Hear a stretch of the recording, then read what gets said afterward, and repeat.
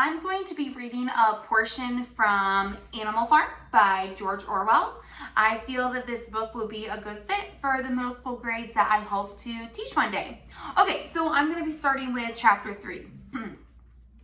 How they toiled and sweated in the hay, but their efforts were rewarded, for the harvest was an even bigger success than they'd hoped. Sometimes the work was hard. The implements had been designed for human beings and not for animals.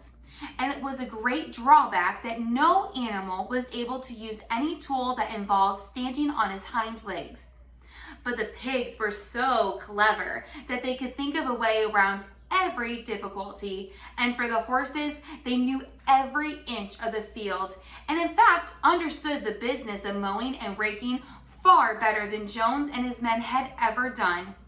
The pigs did not exactly work, but directed and supervised the others.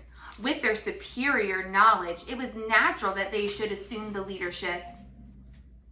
Boxer and Clover would harness themselves to the cutter or the horse rake. No bits and reins were needed in these days, of course, and tramped steadily round and round the field with a pig walking behind him calling out, "Yup, Conrad," or "Whoa back, Comrade," as the case may be. And every animal, down to the humblest, worked at turning the hay and gathering it. Even the ducks and hens toiled to and fro all day in the sun, carrying tiny wisps of hay in their beaks. In the end, they finished the harvest in 2 days, less time than it had usually taken Jones and his men. Moreover, it was the biggest harvest that the farm had ever seen. There was no wastage whatever. The hens and the ducks, with their sharp eyes, had gathered up the very last stalk, and not an animal on the farm had stolen so much as a mouthful. All through that summer, the work on the farm went like clockwork. The animals were happy as they had never conceived it possible to be. Every mouthful of food was an acute, positive pleasure, now that it was truly their own food, produced by themselves and for themselves, not toiled out to them by a groggy master. With the worthless parasitical human beings gone, there was more for everyone to eat. There was more leisure too. Inexperienced though the animals were, they met with many difficulties. For instance, later in the year, when they harvest the corn, they had to tread it out in the ancient style and blow away the shaft with their breath, since the farm possessed no threshing machine. But the pigs, with their cleverness, and Boxer with his tremendous muscles, always pulled them through.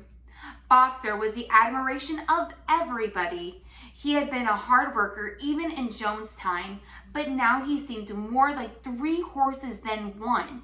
There were days when the entire work on the farm seemed to rest on his mighty shoulders. From morning to night, he was pushing and pulling away, always at the spot where the work was the hardest. He had made arrangements with one of the cockerels to call him in the morning half an hour earlier than anyone else, and would put in some volunteer labor at whatever seemed to be the most needed before the regular works began. His answer to every problem, every setback, was, "I will work harder," which he had quoted as his personal motto. But everyone worked according to his capacity. The hens and ducks, for instance, shaved 5 bushels of corn at the harvest by gathering up the stray grains. Nobody stole. Nobody grumbled over the rations. The quarreling and bittering and jealousy, which had been normal features of life in the old days, and almost disappeared. Nobody shrieked, or almost nobody. Molly, it was true, was not good at getting up in the mornings, and had a way of leaving work early on the ground that there was a stone in her hoof, and the behavior of the cat was somewhat particular. It was soon noticed that when there was work to be done, the cat would never to be found. She would vanish for hours on end, and then reappear at meal times or in the evenings after work was over, as though nothing had happened. But she always made such an excellent excuses and purred so affectionately that it was impossible not to believe in her good intentions. All right, I'm gonna stop there because I think I found some really good vocab words that I can use for my future class. Thanks for listening.